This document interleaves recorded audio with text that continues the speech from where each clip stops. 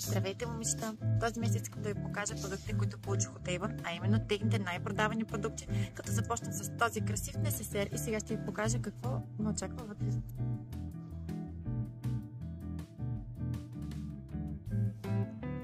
Започвам с първия, а именно това е крем с 50 фактор и витамин С, който ще е идеален за сега, през първа започващото лято.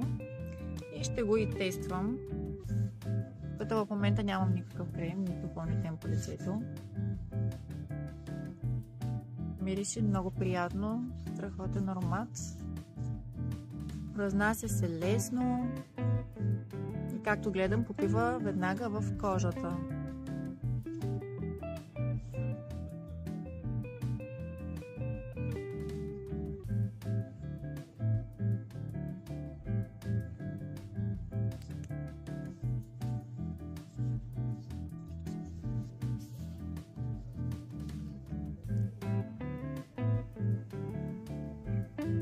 Имам още 3 продукта, като единият е спирала Lash Genius, но няма да мога да я ползвам в момента, защото съм с изкуствени мигли, но ще я отворя. Ето така изглежда спиралата. Ще я тествам при първа възможност. Нека да погледнем в момента четката. Има страхотна обемна четка. Предполагам, че ще прави страхотни миглички и обем.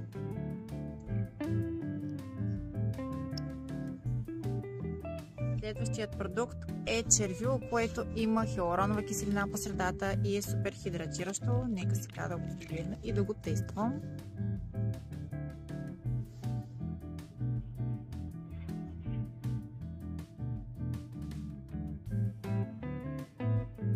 Уха е супер сладко и има някакъв аромат на бомбони. Цветът е много приятен. Точно се връзва с аутфита ми днес. Аз вече го тествах и не можах да покажа, но в средата има хиалуронова киселина, която хидратира устните.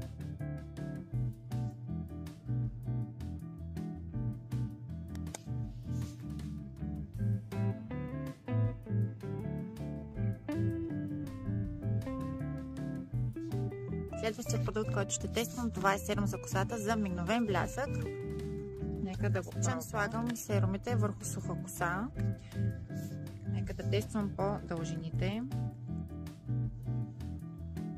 Аз обичам да полагам изключително много грижи за косата си, тъй като тя е доста светла, изросена и естествено се нуждае от повече хидратация. Затова си е изключително важно. Приятно уха е. Попи веднага в косата ми, без да е мазна, без да оставя мазни следи. И наистина косата ми стана по-мека и хидратирана, така че идеален, лесен за стилизиране на косата.